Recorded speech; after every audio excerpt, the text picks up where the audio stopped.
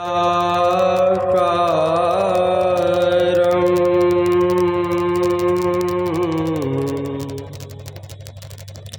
व्याप्तं येन चराचरं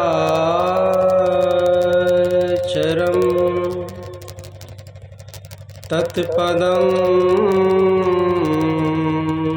दर्शितं येन तस्मै श्री गुरुवे नमः। परम गुरुवे नमः। परात्पर गुरुवे नमः। परमात्मा गुरुवे नमः। आत्मा गुरुवे नमः। आदि गुरुदेव अनंत गुरुदेव अखिल गुरुदेव चरण गुरुदेव शरण गुरुदेव। श्री गुरु महाराज चरणारविंद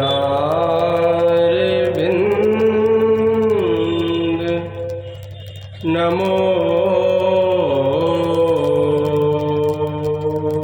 नमस्ते।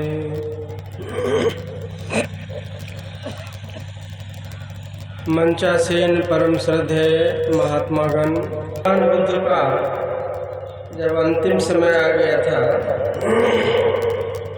थोड़ा कम रखा है आयु को बंद कर दिया। आयु को बंद करके प्लेन में जितना अधिक वोल्ट हो।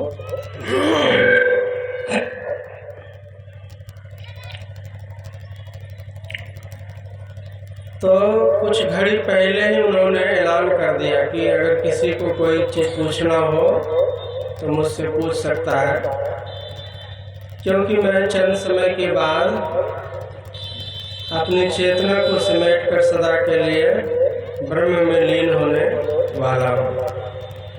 कुशीनगर की घटना है। कुशीनगर में उत्तर प्रदेश में एक जगह है।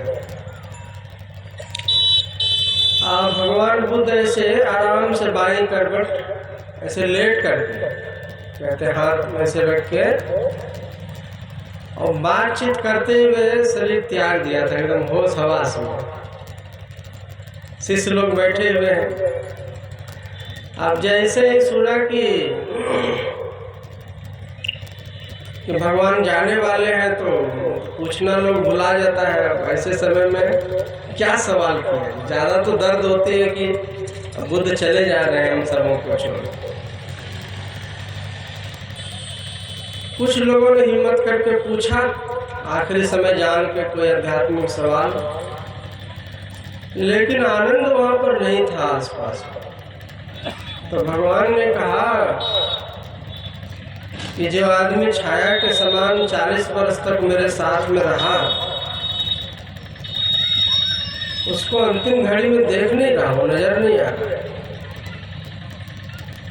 तो पता चला है उधर बाहर में एक वृक्ष का डाल पकड़ कर रो रहा था। बुलवाया गया, कहा तुम रो क्यों रहे हो? इसीलिए रो रहा हूँ कि मेरे बाद में आने वाले बहुत से भिक्षु कमाई करके, साधना करके, पुरुषार्थ करके, ध्यान करके अरहत को प्राप्त करना, यहाँ तक कि सूक्ष्म रूप शरीर धारण करके कहीं से कहीं प्रकट होने लग जाते। अरहत की एक परिभाषा होती थी, ऐसे तो मोक्ष होता है, लेकिन इतनी कमाई जरूर हो जानी चाहिए जो कि रिद्धि सिद्धि प्रकट हो जाए, और भिक्षु कहीं से आँख बंद करके कहीं प्रकट हो जाए तो उसको अरहत की संज्ञा दी जाती है। लेकिन मेरे पास तो ऐसी कोई उपलब्धि हासिल नहीं हो सकी और आप हमें छोड़ करके चले जा रहे हैं, तो मेरा क्या होगा? आनंद ने कहा कि होगा क्या? तुमको मैंने ध्यान करने के लिए मना किया था। साथ में जहाँ जहाँ मैं जाता था टोटल प्रवचन ध्यान की महिमा पर ही होती थी, लेकिन कभी तुमने उनको अमल में नहीं लाया। उल्टे मुझे ही आज्ञा प्रदान करते रहता। प्रभु यहाँ पर नहीं बैठिए, ये जगह साफ नहीं है, यहाँ पर मैं बैठिए, यहाँ पर चींटी निकलने वाली है, ये फल मत खाइए, ये आपके स्वास्थ्य के लिए नुकसानदेह हो जाएगा। जो जो तुम कहता था वही वही मैं करता रहा। अब मैंने जो जो कहा तुमने कोई उसको जीवन में नहीं उतारा। ये मत समझना कि जब कोई महापुरुष उपदेश देता है तो सिर्फ साधारण जन पब्लिक के लिए होती है, वह उनके साथ में रहने वाले शिष्यों के लिए भी होती है, उतना ही महत्व का। कहा आखिर होगा क्या मेरा? अब तो वो भी समय चला गया और आप जा रहे हैं। याद रखना, कभी भी महापुरुषों के वचनों को सुनकर के अमल करने से लाभ मिलता है, केवल सुन करके रह जाने से नहीं। लेकिन तुमने मेरी सेवा की है, मेरे जीवन पर्यंत किया है, इसीलिए मैं आशीर्वाद देता हूँ। इसी जन्म में तुम्हें मोक्ष की प्राप्ति हो जाए। दोबारा जन्म नहीं लेना पड़ेगा। जिस शरीर से तुमने मेरी भक्ति किया है, और यह भी निश्चित था मेरे जाने के बाद ही मोक्ष लिखा था, क्योंकि मेरे शरीर से तुमको ज्यादा मोह था। और राजगीर में एक ब्रह्म कुंड स्थान है जहाँ गर्म पानी का झरना है, उसी के ऊपर में वो सप्तपर्णी गुफा है। तो आनंद को तो मोक्ष हुआ नहीं। उसके बाद महाकाश्यप नाम का एक बौद्ध भिक्षु था, सबसे ज्यादा कमाई वाला था, उसी को हेड बनाया गया बौद्ध धर्म का। तो उन्होंने एक मीटिंग बुलाई, महाकाश्यप की अध्यक्षता में पहली मीटिंग हुई और नियम रखा कि जितने बौद्ध भिक्षु हैं, भगवान बुद्ध का जो भी प्रवचन सुना है, सब एक दूसरे को बुला। आनंद उस समय गया तो ध्यान करने के लिए, जो शरीर छूट गया न बुद्ध का, उसको परम वैराग हो गया, प्रबल वैराग। कहा भगवान का भी आशीर्वाद है, इसी जन्म में जो कुछ पाना है हमको पा ही लेना है। जब मालूम हुआ कि वहाँ मीटिंग है और उसमें एक शर्त रख दिया था कि इस मीटिंग में वही भाग ले सकता है जो अरहत प्राप्त भिक्षु है। आनंद को तो अरहत हुआ नहीं था, इसको और प्रबल वैराग होगा। अगर हम नहीं गए मीटिंग में तो बुद्ध का ज्ञान सबके पास पहुंचने में असफल हो जाएगा, क्योंकि सबसे ज्यादा प्रवचन तो हम ही सुने हैं, सबसे ज्यादा साथ में वही रहता था। काफी पुरुषार्थ किया और भगवान का आशीर्वाद हुआ।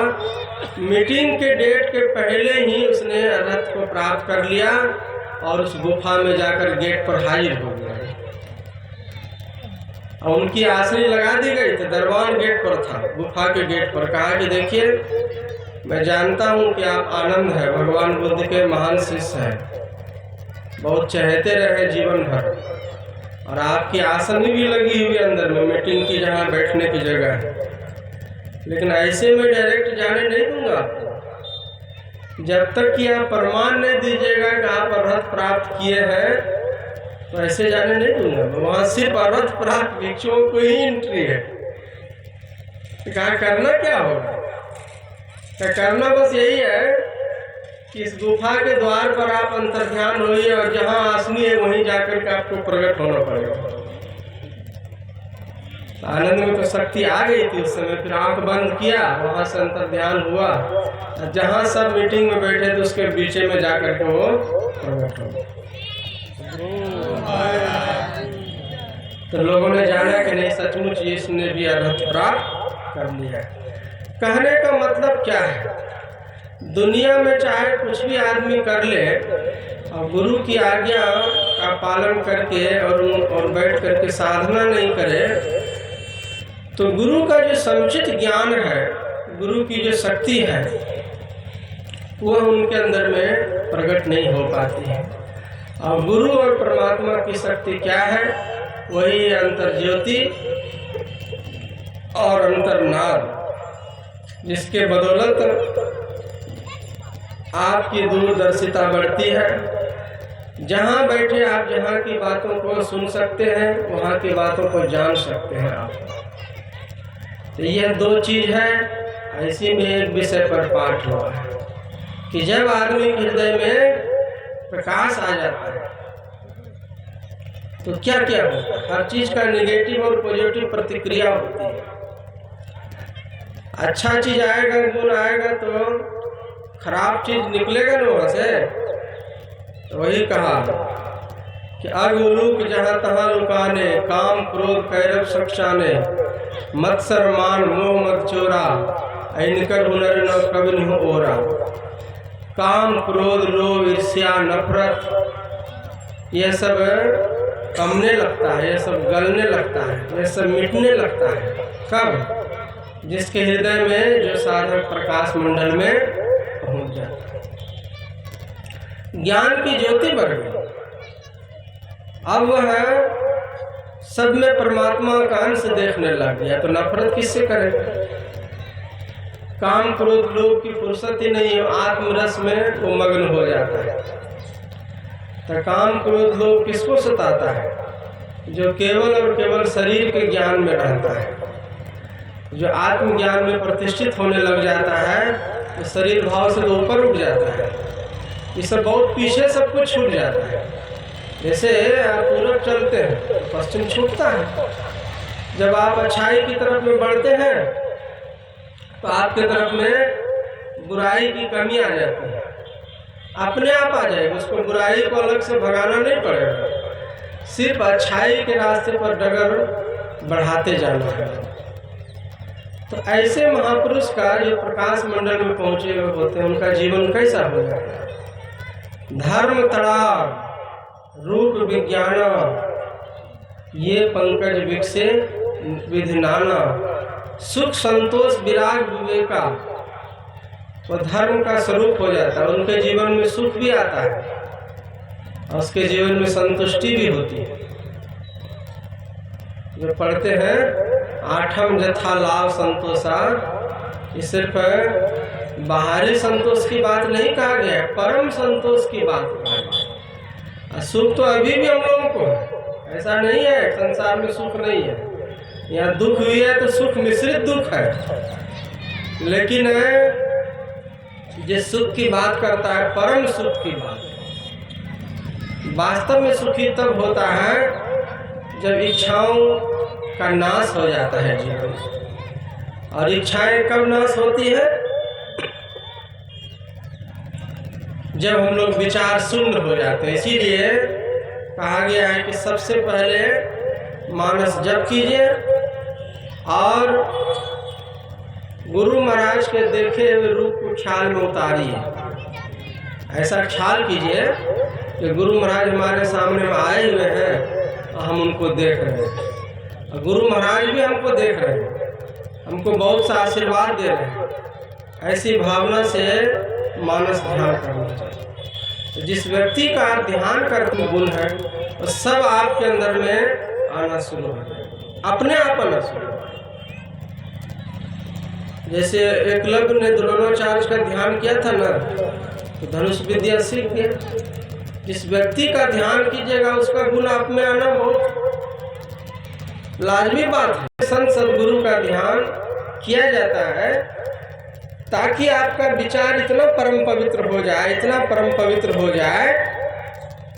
जो वायु वाला ध्यान है, जहाँ सबका मन अंधकार मंडल में नहीं टिक पाता है, वहाँ परम पवित्र विचार वाला ही जा सकता है। विचार में गड़बड़ सड़बड़ बात चलते रहेगा तब तो आप भाग जाइए, कभी कुछ सोचिएगा कभी कुछ सोचिएगा, कहीं से कहीं चले जाइए। विचार शून्य तभी हो सकते हैं, पहले तो पवित्र विचार चाहिए। गलत विचार से बचने के लिए अच्छे का सहारा लिया जाता है, और अच्छे विचारों से मुक्त होने के लिए शून्य ध्यान का सहारा लिया जाता है। तो शून्य ध्यान के बारे में एक दिन मैंने चर्चा किया था, सूर्य यहाँ आया था, तो कि एक टक से सामने में बैठ के अंधेरे में बैठ कर के अंधेरे को देखिएगा, ऊपर नीचे दाएं बाएं छोड़ के देखिएगा, और 1.5 से 2 हाथ की दूरी पर देखिएगा। जैसे सुई में धागा डालते हैं ना, ऐसे एकाग्रचित से देखिएगा। ये तो पुरुषार्थ की बात हो गई। इतना होने के बावजूद भी अगर कोई घटना नहीं घटती है तो इसका मतलब कहीं न कहीं चूक है। आपको जो करना था कर लिए, आप आसनी बिछा लिए, नहा धोकर के बैठ गए, जब भी कर लिए, ध्यान भी कर लिए, और अंधेरे में एक टक से बैठ करके देख रहे हैं, तो फिर बिंदु की प्राप्ति अगर नहीं हो रही है किसी को तो कुछ और कारण है ना। 2 नैन बीचों बीच सन्मुख एक टक देखत रहे, देखते रहिए, यहाँ तक पुरुषार्थ है, और उसके बाद कुछ मत कीजिए। आप ही वह बिंदु झलके पट गिरा निरखत रहे। कुछ परमात्मा गुरु के भरोसे छोड़ दीजिए, क्योंकि सब कुछ अपने पर करने लगेगा, कल्पना से ध्यान करने लगेगा, बिंदु प्रकाश ये सब चीज बनाने लगेगा, सब नकली हो जाएगा, छोटा हो जाएगा, वो कारगर सिद्ध नहीं होगा। मालिक जो प्रकट करेंगे उसमें गुणवत्ता होगी, वह वास्तविक होगा, वो कभी मिटने वाला नहीं होगा। तो इसके लिए करना क्या है? निर्विचार होना बहुत जरूरी है। केवल सिमटी निगाह से अंधेरे में बैठ करके अंधेरे को देखना ही काफी नहीं है, वहाँ निर्विचार होना, थॉटलेस, कुछ नहीं सुन रहे, उसका नाम है शून्य ध्यान। शून्य हो जाना है, कुछ नहीं सोचना है। जैसे ही कुछ विचार आप सोचते हैं, इसका मतलब है कि विचार के अनुरूप वहाँ पर चित्र भी बन रहा है। जैसे मान लीजिए हमने विचार किया कि सामने वो खंबा है, तो खंबे का कोई रूप भिन्न होगा, खंबे की कोई लंबाई चौड़ाई कोई कलर हो जाएगा, तो रूप में उलझ गए तो अंधेरा वहाँ पर गौण हो गया। जिस तरह सघन और अंधेरा होना चाहिए, जिस तरह सिमटे निगाह से केवल कहते हैं ना जाप और आप हो, तो वहाँ केवल अंधेरा हो और आप हो, वहाँ तीसरा कुछ नहीं। तीसरा अगर कुछ भी कल्पना करते हैं आप, तो कल्पना वाला चित्र ही देख रहे हैं आप, वास्तव में आप अंधेरे में मन को स्थिर नहीं कर पा रहे, क्योंकि खालिश अंधेरा नहीं है, खालिश अंधेरा चाहिए, प्योर अंधेरा जिसको कहते हैं। अंधेरे के अलावा कुछ चाहिए ही नहीं वहाँ, और तब जो दृष्टि सिमट जाएगी आपकी, और कुछ भी चिंतन करते हैं तो वो थॉटलेस वाली जो अवस्था है, विचार शून्य वाली जो है, वो कैसे होगा, यह असली सवाल है। और उसके बिना तो काम बनने वाला नहीं है। आप कितनों देर बैठ जाइएगा, जब तक विचार शून्य नहीं होइएगा, विचार शून्य होने के बाद जहाँ मर्जी मन को, दृष्टि को आप स्थिर कर सकते हैं। विचार जब तक चल रहा है तो फिर विचार में ही भटकते रह जाइएगा, और उसके अनुरूप आप दृश्य को भी देखते रह जाइएगा। तो विचार शून्य होना जरूरी है। विचार शून्य कैसे होगा? इत्मीनान होकर के बैठ जाइए, बैठ जाइए, सब कुछ छोड़ दीजिए प्रभु पर। इतना दिन तक सोचते सोचते सोच लिए, जो करना था कर लिए, और वैसे भी आसनी बिछी है, कोई काम तो हो नहीं रहा है, तो उतना देर संसार का ख्याल एकदम त्याग दीजिए। नहीं मन मानता है कुछ सोचने के लिए, अगर कुछ विचार ही करना है, यही सोचिए कि हमको कुछ नहीं विचार करना है, इतना देर तक हमको कुछ नहीं विचार करना है, सिर्फ अंधेरे को देखना है, और तब वो अद्भुत घटना घटेगी। गुरु महाराज के वचन में आया है, सूरति दरस करन को जाती, तकती तीसर तिल खिड़की। और तीसरा तिल खिड़की आपके अंदर में वो खिड़की के समान है। जैसे कोई अंधेरी कोठरी में है, अगर वो वेंटिलेटर से रोशनी आ रही है अंदर में, तो इसका क्या मतलब है कि बाहर में बहुत ज़्यादा रोशनी है तब ना अंदर आ रही है, और उसको तोड़ के कोई बाहर चल जाए तो कहाँ चल जाएगा? वो प्रकाश के ढेर में चल जाएगा। तो शुरू में जब आप ध्यान करते हैं तो अंधेरी कोठरी के समान होता है, और बिंदु का दर्शन हो गया, तीसरे तिल की खिड़की खुल गई, उसमें जीवात्मा इन करेगी और वो प्रकाश मंडल में चली जाएगी, और सदा के लिए अंधेरी कोठरी से वह निकल गई। आपका भाग जग गया, किस्मत खुल गया, जन्मों जन्मों का सोया हुआ भाग जग गया और किस्मत खुल गया। उस बिंदु में इतनी बड़ी शक्ति होती है, कहाँ क्या हो रहा है सब कुछ आप घर बैठे जानने लगे। धरती के नीचे में क्या है, दीवार के पीछे में क्या है, किसके जेब में क्या है, किसके मन में क्या है, आप सब कुछ जान सकते हैं। लेकिन ये सब बात बताइएगा, बताने लगिएगा तो आपकी शक्ति खत्म होने लगेगी। हजम करना पड़ेगा। जैसे बाहर की संपत्ति को पाकर लोग बौखला जाता है, वैसे कई बार आध्यात्मिक दौलत को पाकर भी साधक बौखला जाता है। किसी को श्राप देने लग जाता है, किसी को आशीर्वाद देने लग जाता है, शक्ति खत्म हो जाती है। इसीलिए उसको बचाइए। और आगे की जो साधना, एक दिन मैंने चर्च किया था कि बहुत दिनों तक प्रकाश मंडल में साधना करते रहने के बाद इतनी आप में क्षमता आ जाएगी कि शब्द का भंडार आपके अंदर में खुल जाएगा। पहले पहले मोटी आवाज सुनाई पड़ेगी, उसके बाद जब गुरु से युक्ति लेकर के आप शब्द साधना का अभ्यास करेंगे तो उससे बारीक आवाज़ सुनाई पड़ेगी, और उससे भी ज़्यादा आगे बढ़िएगा तो सार शब्द जो है वो परम बारीक आवाज़ होती है। सभी आवाज़ों को तय करने के बाद जब निःशब्द मंडल में जाते हैं तब आत्मस्वरूप आपका प्रकट हो जाता है। इसके लिए जो पुराने सत्संगी हैं, जो 30 साल 40 साल पहले दीक्षा ले लिए हैं, तो उनको चाहिए कि किसी जानकार आदमी से शब्द साधना का अभ्यास सीख लेना चाहिए। कई बार ऐसा होता है कि प्रकाश की प्राप्ति बाद में शब्द का भंडार ही खुल जाता है। पहले ऐसी भी घटनाएं घटती है, अब बाद में घटती है। कमाई वाले कई जन्मों का साधक जो होता है, तो अभ्यास करिएगा तो फायदा होगा। लेकिन ये अभ्यास ज़्यादा करके मॉर्निंग वाला ध्यान में शब्द साधना करना चाहिए। जो 3 बजे 4 बजे भोर में उठते हैं ना, खाली बैठ जाना है, थोड़ा देर विधिवत कीजिए, थोड़ा देर जप कर लीजिए, थोड़ा देर गुरु महाराज का ध्यान भी कीजिए, और थोड़ी देर अंधेरे में एकटक से बैठ करके देख लीजिए, और उसके बाद कुछ मत कीजिए, बैठ जाइए खामोश।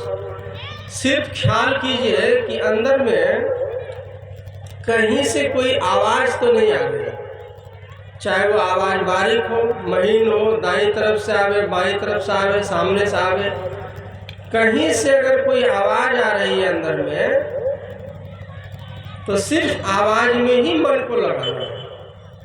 और कहीं गुरु की कृपा से आवाज़ आप पकड़ में आ गई तो समझिए कह गुलाल सदगुरु पर पायो, भरो है मुक्ति भंडार, उलट देखो घट में ज्योति प्रसाद। ज्योति है लेकिन गुरु का वरदान मिल गया। अगर शब्द पहले मिल गया तो ज्योति का भी दर्शन हो जाएगा। दोनों सदगुरु की कृपा और आशीर्वाद से हमें प्राप्त होता है।